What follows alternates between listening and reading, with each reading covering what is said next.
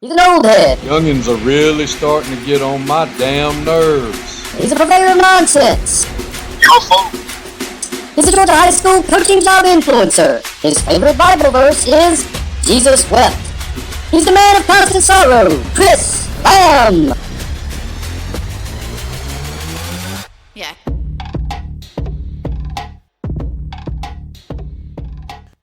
To episode 8 of Sun Coaches Podcast, where today we will be discussing what you need to do as you venture into the world of sitting in a big chair. Are you ready to be a head coach? And of course, this is not the end all be all of what you need to do. This presentation was one that I gave last year at the FACA in Jacksonville. And I was out to speak down there, and the title of it was so you want to be a head coach. And I started it off with, who's this guy? Because most people, if you don't know who I am, which there's no reason for you to know who I am. I'm a nobody from nowhere that's never done anything.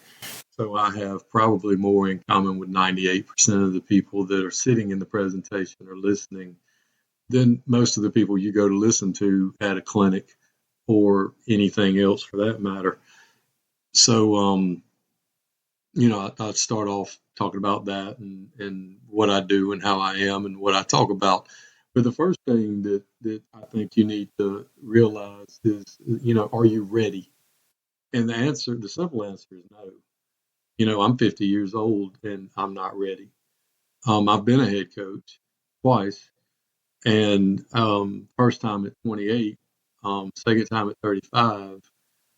And if I were to do it again at 50, the answer is still not ready.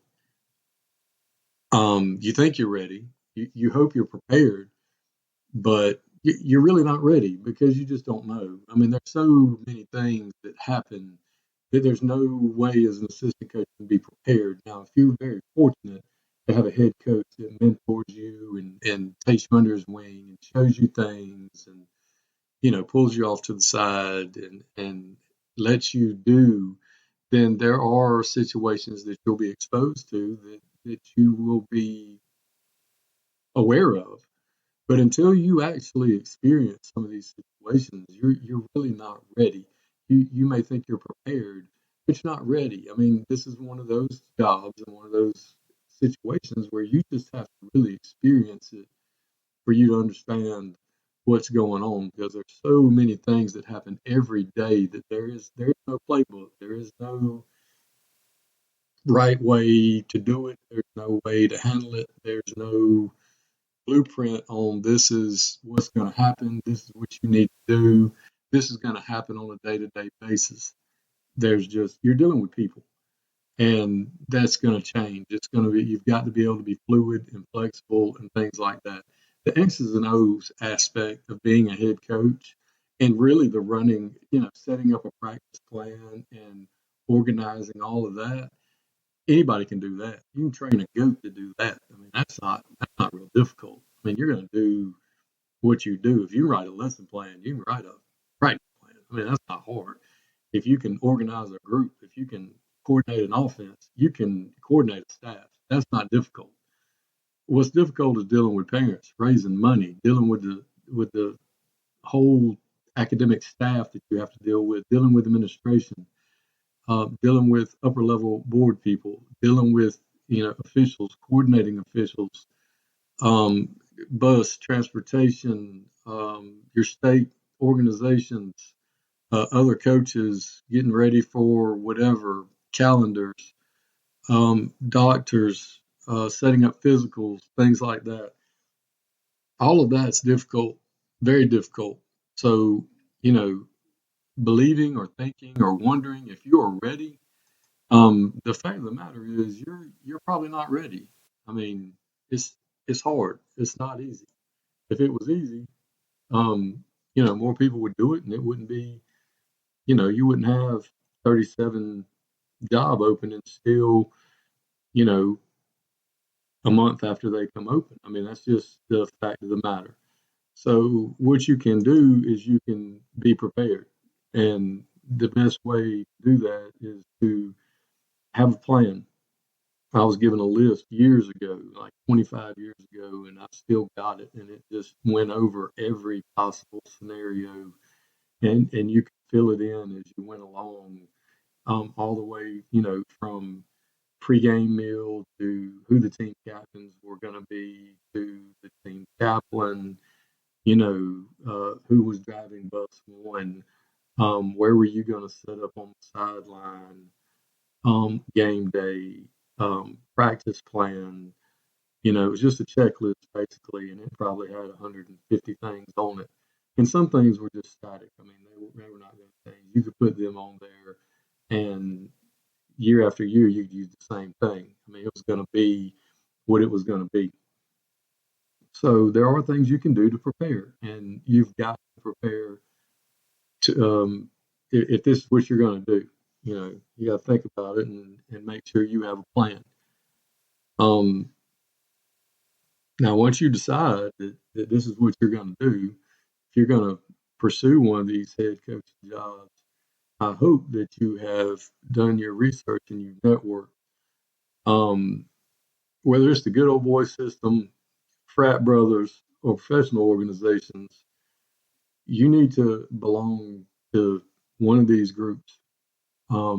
Used to people would complain, they'd bitch and moan about, oh, the only reason he got this job is because he's in the good old boy system. Well, that could be true. Or, oh, he just got that job because he's a Q or he's a Kappa or, his frat brother, he's going to hire his frat brothers. Well, yeah, I've thought about this on some other episodes. You're going to hire people you're comfortable with. I mean, that's just a fact of life. And if that's going to make you butthurt, then, this probably isn't for you, because we're going to take care of our own. I mean, that's just the way it is. But you better get out there and network. You better have some people that can help you as you pursue these head coach jobs. And used to be, knowing head coaches was what you needed to do, because a lot of old head coaches, were administrators. And that's just not the case anymore. And now it's more so that you need to know administrators. Your network needs to include administration, because, they're the ones that are going to make these decisions. College coaches are not going to hurt you either, because everybody likes to be able to say, oh, I talked to this guy, or oh, I talked to that guy. If you don't believe it, get on Twitter, get on Instagram. Watch all these jokers take pictures with head coaches that come in there. Grown men sitting there taking pictures, because it gives them, kids like seeing that stuff. Parents like seeing that stuff. You can't just say on there that Coach Okie Dokie came by today from Ookie Bookie University to look at our kids. Oh, no. You got to have a picture with your arms wrapped all up on each other. And this dude don't know you from Adam's house cat. Don't have no idea. He ain't there to see you anyway. But we got to get our picture taken with him. That's okay. That's a good thing. Because if you form a relationship with this guy, then he can help you down the road. He can make a phone call, and that administrator, who isn't a coach anymore, will probably have his skirt blown up a whole lot more, being able to walk around with his chest poked out saying, oh, Mike Norvell called me today on behalf of candidate X. And we need to take a look at this guy, because, if he says he's good, he must be good. Former bosses, you need to make sure that you don't leave any situation in a bad situation, because they're going to call the guy that you worked for before, whether it was 1 ago or 12 ago. And they're going to call them. You need to give them a heads up if you're going to look for a head coach job. They can really help you, or they can really hurt you. Most of the time, I would like to hope and pray and think that they're going to try to help you, but you never know. I mean, some guys, they may inadvertently say something that throws off, but you may want to reach out to these guys and let them know, hey, I'm looking for, I'm up for this job.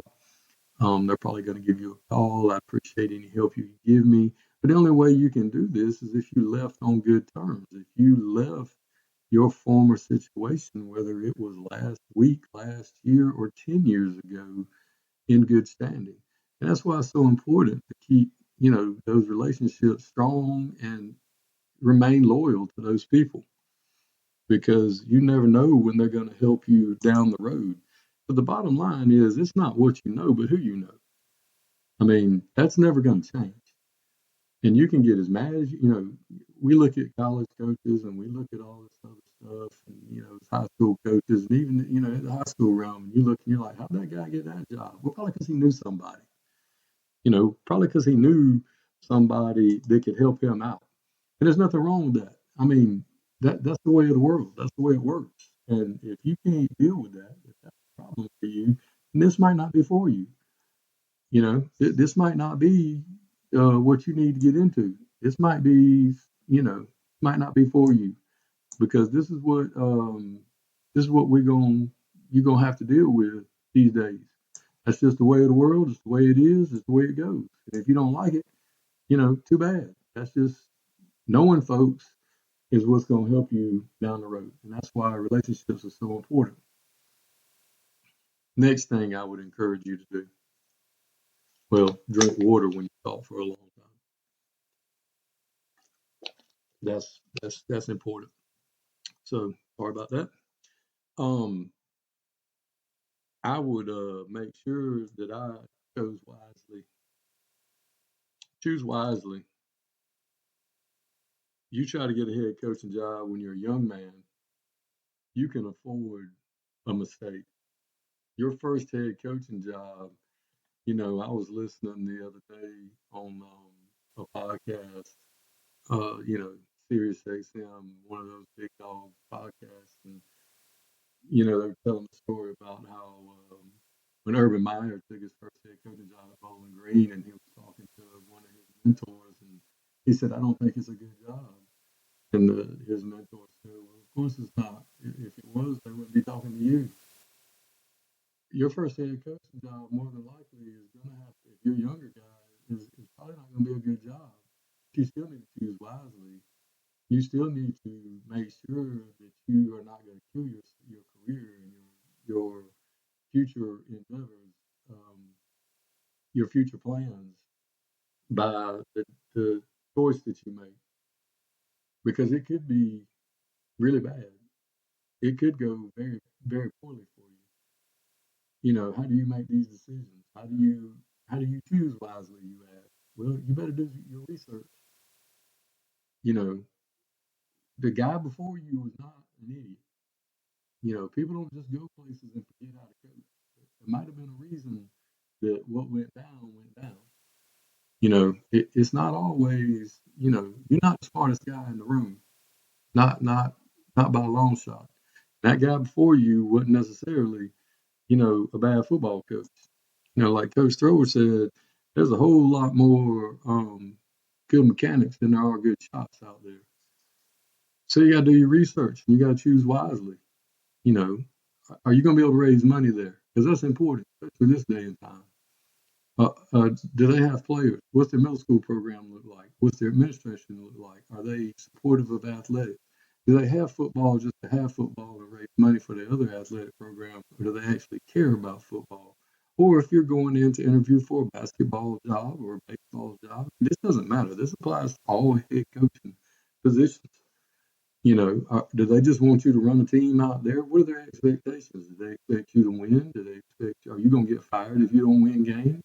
Or do they just expect you to run a glorified AAU rec ball team?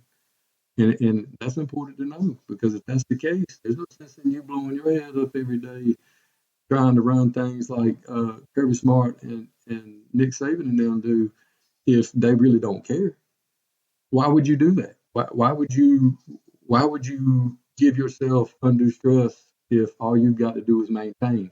Well, I'm going to stay true to myself. That's fine. You still can without killing yourself. It ain't worth it. Do what you got to do. Win your games. Get out. They replaced Nick Saban within 48 hours. They don't care about you. They will replace you. They had a dude before you. They will have a guy after you. Trust me, if they want you to run a Mickey Mouse rec ball team and they don't care about winning, about what it really takes to compete, there is no sense on God's green earth for you to bang your head against the wall and stress. You love on those kids. You do the best you can for them, but you go home at a reasonable hour and you spend time with your people. You spend time with you because there's no sense in it. None. You got to choose wisely. Now, on the flip side, you go in somewhere and they sit down and say, "Look here, we're gonna give you all these resources. We're gonna put all these kids in weight training. We're gonna get them where you want them. We're gonna give you these coaches. We're gonna give you these facilities. Doggone it, we're gonna make this investment, and we expect you to win." Well, then, you better get after it because they have set the expectation. Now, how did you figure all this out? Well, you figured it out because you prepared. You did your research. You networked. You asked folks. You knew going in what you had to do. That's what you did. That's what you did ahead of time. You put in that work. So you got to choose wisely. What do you want? And if you're a young coach, you can afford a situation that's not as good as you know. If it doesn't turn out all right, it's okay. You can survive, baby. You can go back and be a coordinator. You're young. You can try again later. But if you're an older dude, you're 35 plus, and you pick a bad one, and it don't go well, and you sit there for 3 years, and you go 7-23, hey, you probably not gonna get another one. Things go bad, you might not get another head coaching job. See, that's the problem. That's why you got to choose wisely. Because if you want to do it again and you choose a bad one, you might not get another opportunity. And if you want to keep doing this, if you want to keep being a head coach, you got to make sure that first one works out. And you got to take these things into consideration. And there's a lot of things sometimes that's outside of your control. There's nothing you could have done about it. You may have done as good as you could do. That's all you can do. Sometimes that's all you can do is all you can do. I mean, it's cliche, it sounds crazy, but I mean, this is a fact. And at the end of the day, if you feel like that you did all you could, you loved on the kids, you did the best you could for those kids with what you had, then that's all you could do. You know, everybody's not going to be able to go somewhere and win. I don't care how good a ball coach you are. If you ain't got no players and you don't have the support, you ain't going to win. Period. You better hope you catch it at the right time. That's why some people they know they go in. It looks like they are the magical formula. They've done their research. They know they have a group coming. They go in. They win with that group. Everybody's like, "Oh, this is the greatest high school coach in the history of ever." And then they leave. Well, why did they leave? Well, they left for a reason because they're not stupid. They ain't got no more players. They would still be there if they thought they could still win. This ain't hard. This ain't rocket science. Well, why did he leave there and go wherever? Because they ain't gonna be good no more. And he can't afford to dip. He's not gonna listen to the community carry on and bang on his head about all of a sudden you ain't winning no games. I promise you he didn't do anything different. I promise you, his staff didn't work any less than they did before. What changed? Well, the common denominator was this: well, no, we're not allowed to stand up there and say, "Well, the problem is the players ain't no good," and we can't say that publicly. You know, well, they're sending us the best they got. Yes, they are. Our job is to make them better. Well, there's a limit. You can only make them so much better. You know, and you see all these gurus and all these, "Oh, I can do this." No, don't tell me you can't do this because I did this here and and whatever. And oh, on this Twitter coach, oh, well, yeah, I can show you 10 ways of how I wrote this book. And I got this group that was so bad and they were so terrible, and we got them up here. And next thing you know, we won a state championship with these. Man, get out of my face. I can name 10, 12, 15 places right now. You take your program, your little whatever down there and run that stuff, and you'll be on the first hot thing smoking in 3 weeks out of there. In 3 years. Not saying it didn't work where you were at, but come on, man. You ain't fooling nobody. And y'all know where I'm talking about. Y'all know some of these places. Crap, some of us have been at these places. Looking around like, oh yeah, that's a great idea. We'd love to do that. But yeah, can't do that here. But, more power to you. But the bottom line is you got to choose wisely when you pick one of these jobs. Now, once you have decided that you are going after this job and you've done your research, you've chosen wisely, you think it's time to amass the troops, you're going to have to find some people to go with you when you go in here, because you can't go in somewhere by yourself. You got to have at least one, preferably 3. But you got to at least have one. And, it depends on the size of the school and the size of the program and things like that. But you got to at least have one, ride or die, that no matter what happens, this guy's got your back. Because most of these places, especially if it's your first opportunity, when you go in, you're going to go in and you're not going to be able to bring anybody with you. Or if you do, you're going to be able to bring one. So you're going to have to master troops. Who do you know that can come with you? This goes back to networking. This goes back to who do you know? Who have you coached with? Who do you trust? Who's your boy? Who's the guy you always talk to, text with, cut up with, hang out with at the clinic? Who do you know will pile up and go with you to the east end of DFE to go coach this merry band of misfits that you are now the head coach of? Where'd you get these people from? You got to pile them up. You got to go find them. You got to amass the troops. And you better make sure they all ain't certified in PE, because you're probably going to inherit a staff. They're probably going to say, well, coach, we got Coach Smith over here. He's been here for 25 years, and we're going to let him stay. And sure, it'd be good if you could keep him on the staff and find something for him to do. Well, you better have done your research. Did Coach Smith get passed over for the head coaching job, and he's butthurt because he didn't get to be the head coach? Because if he did, he's probably going to spend the whole amount of time he's got making your life miserable in the community, behind your back, in the school, doing everything he can to undermine everything you do. And you don't even know the guy. You didn't even do anything to him. It's just because, it happens. It's a fact. That's just the way things go. People are people, and they can't help it. They get butt hurt, things happen, move on. And you're not going to have the authority to get rid of them. You might be able to not make them coach, but they're still going to be in that building. They're still going to have a better relationship with the kids than you did because they've been there. How are you going to deal with that? Well, you better figure it out.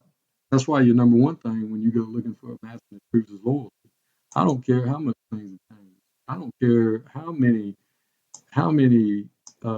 years go by. The number one thing that you need in assistant coaches is loyalty. And that doesn't mean you can't point out, hey man, that's wrong, or hey, I don't agree with what we're doing.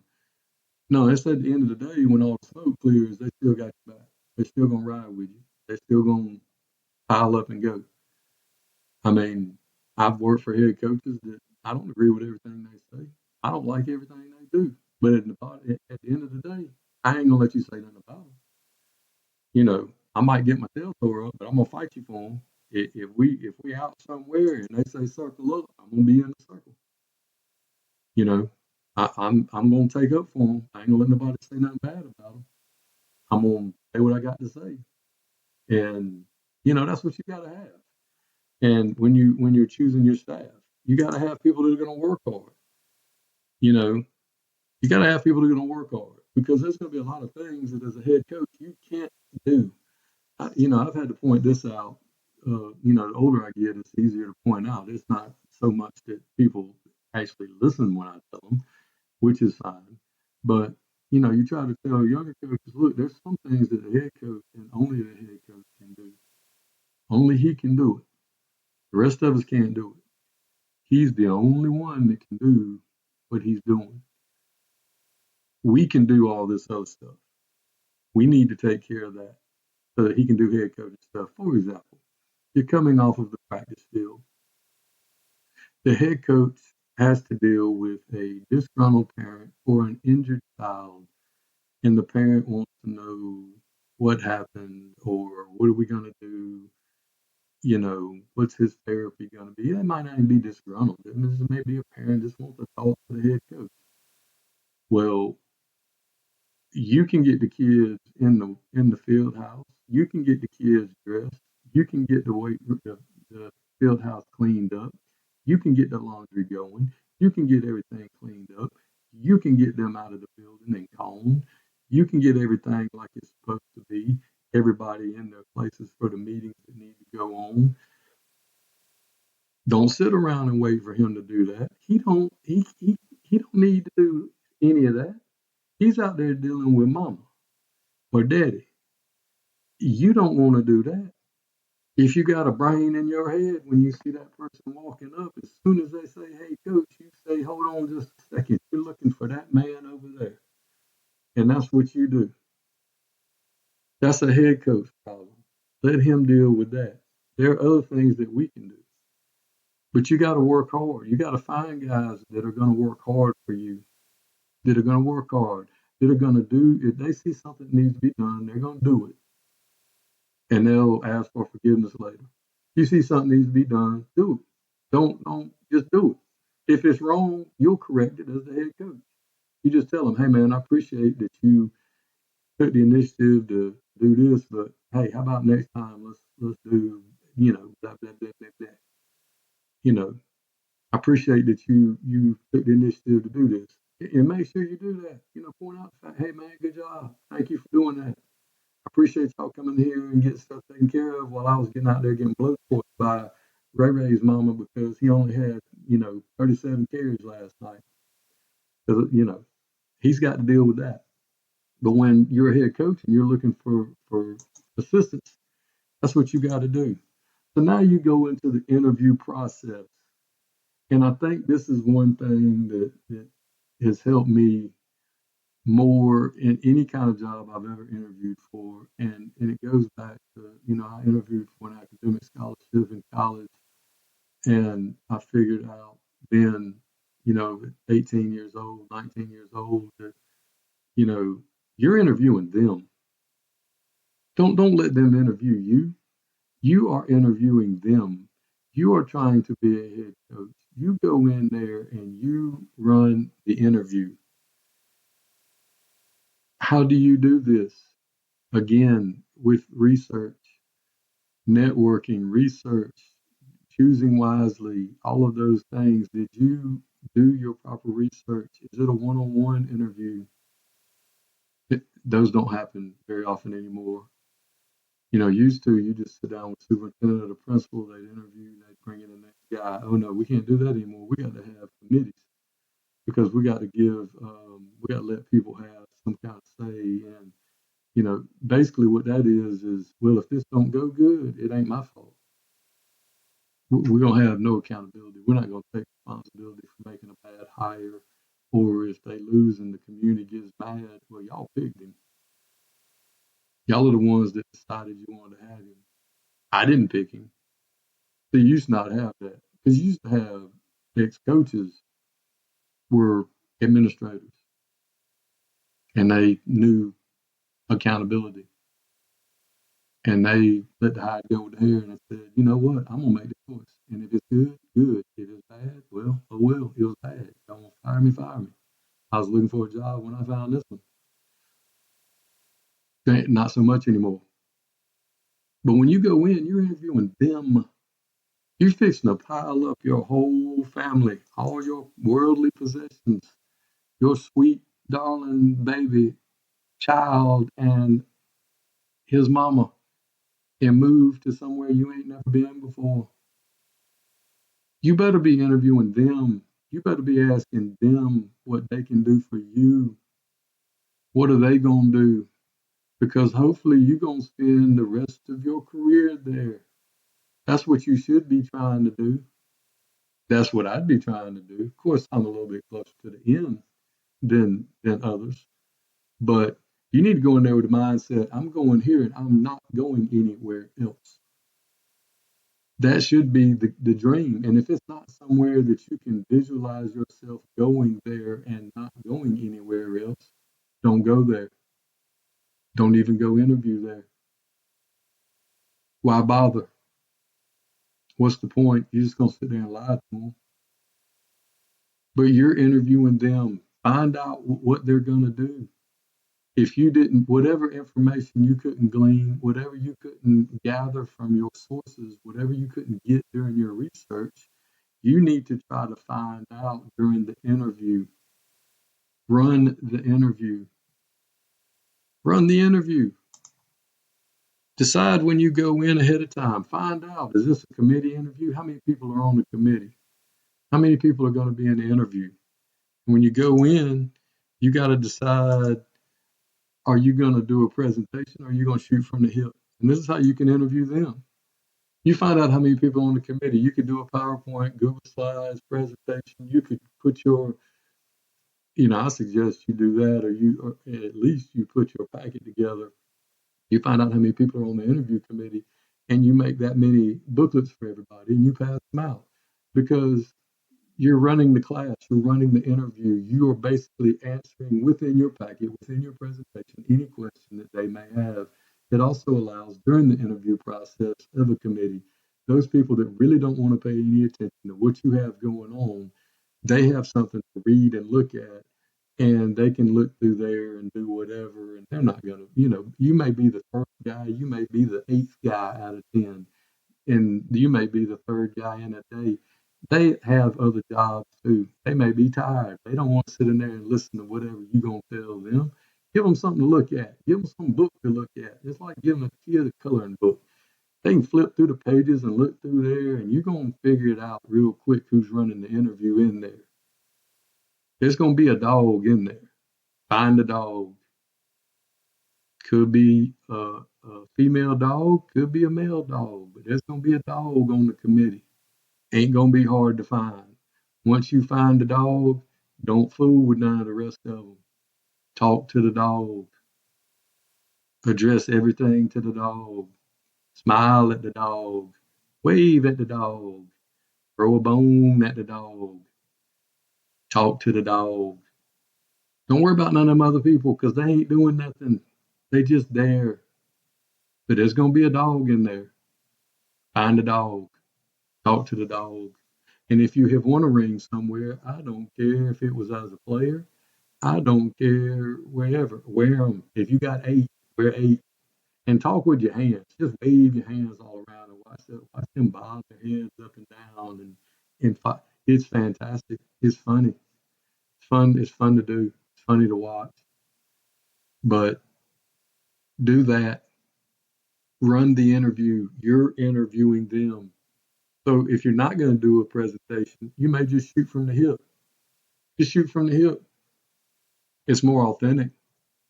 As those of you that actually know me know, I generally do presentations because that's what I say is the best thing to do. However, those of you that actually know me know that I'm quite capable of shooting from the hip. Not a problem. Mine thinks fast enough, actually faster than my mouth outshoots my brain a lot, which is thankfully apparent on at least every other day basis. But shooting from the hip is not a problem for some people. If you've done it enough, you got a good idea of what they're going to ask you. It's like, I don't even know. I think it's Harrison right now doing an interview. Had 150 applicants. They sent out a 16-question questionnaire just to try to weed some people out. Interviewing 6, I think, 8. They might send you a questionnaire that you got to fill out and send it back in. So, and they may require that you fill out. You think that people are going to read? You got 150 applicants. You think they're going to read 15 times 60? 16? 150 times 16? Is that 300 times 8? That's a lot. 2,400 questions they're going to ask? No, I don't think so. They ain't reading all them answers. Because some people just ain't going to do it. They're like, oh, never mind. I'm not going to turn this back in. You're interviewing them. And if you want to shoot from the hip, shoot from the hip, but you might not be given that option, is what I'm saying. That might not be something that you can do because they may just come in and say, hey, man, this is what we got. We're asking these stock questions to everybody. And there's going to be rounds. You're going to have round one, and then, we're going to bring 3 back. And then, the final interview and all this other stuff. They pretty much know. I mean, they got a pretty good idea. Usually they have an idea when they go in, you know, and don't get butthurt if you don't get the job. If they don't call you back, or if at any time during the proceedings things don't go well, don't get butthurt. Think of it as an opportunity. Get your name out there. Go interview. So I'd apply for every job that came open if I was 30 years old and wanted to be a head coach. You start getting your name out there, and people start going, hey, he wouldn't have fit here, but y'all might want to take a look at this guy. This kid's going to be all right. He wouldn't have fit for us, but y'all might want to look at him. He's got his stuff together. He's pretty sharp. He just wasn't quite what we were looking for. Get your name out there, but you can't get butthurt about it. You can't get on social media and put people on blast because you didn't get. Oh, they picked this guy. Oh, you can't be that way. Don't be that guy, because then you get blacklisted and you can't get a job. You just gotta, let it go. Move on to the next opportunity. Think of it as an opportunity. That's what it is. It's a chance to get better. Shoot, sometimes I used to go interview at places just because I wanted to see what they had. Hey, man, what y'all got? Can we go on a tour of the school? Coach, we're not hiring you. Yeah, I don't care. I just want to see your weight room. I just want to see your gym. I've never been here before. I just want to see the place. And then they look at you crazy, which is fine. I get that a lot. That's not a problem. But, again, interviewing them. I just want to see, take some interest. Then I could tell other people, hey, man, they got a nice weight room. Hey, man, they got a nice gym. Their facilities are great. You can spread the word. Be positive. Or, tell the truth. Man, that place, I don't know, you got work to do there. But you can't come out of there with your feelings hurt. You can't get butt hurt because you didn't get your way. That things didn't quite go like you wanted it. You didn't get the job, or you got passed over. Can't shine your tail because you never know. Guy might not make it all the way through. You were number 2, and they come to you. Guy gets there, doesn't work out. After 1 year, they call you back. Hey, you still interested? We want to give you the job. You impressed us last year. We bring you back in. You never know. And always remember, you're always 2 men in a truck away from a better situation. If you don't like how things are going, you can get a U-Haul, a yellow truck, or 2 men in a truck and get to a better situation at all times, whether it's a head coaching situation or it's assistant coach situation. Either way, if you think somewhere else, as Coach Ben Scott, they tell me, I wasn't there, but they said that at a clinic years ago, he stood up and said, how many of y'all are tired of getting your heads caved in? You about a team across town, or a team, let's say Blue High School down here. They got better players. They win every year. They're in your region. They keep winning. You're sick and tired of it. And, people raised their hands and yelled at, well, move there. Go there. Go to where they're at. You're always 2 men in a truck away from a better situation. You don't like where you are. You don't like the way things are being done. Leave. Pack up. Go somewhere else. You can't be afraid to move. And as Dr. Ahmad Tinker says, always bet on yourself. Now, I hope today that helped some of you. I hope that gave you a little groundwork, a little foundation of some things to think about when you go into a head coaching search situation. It's still early. Here in the end of January, there'll be more jobs coming open here in the state of Georgia. I know there's a plethora of them open in Florida, South Carolina, Alabama, Tennessee. There are jobs open in the Southeast, as there are all over the country, I'm sure. But if you have anything that you would like to know, ask, or any questions or concerns, reach out and let me know. I'd be glad to help anybody needs help. Also, look to Parker Resources. Coach Parker does a great job. He's probably got way better, probably. He's got way better things to help you with that. But if I can help you in any way, feel free to reach out. Hope you guys have a great day, and we'll holler at you later. Be good.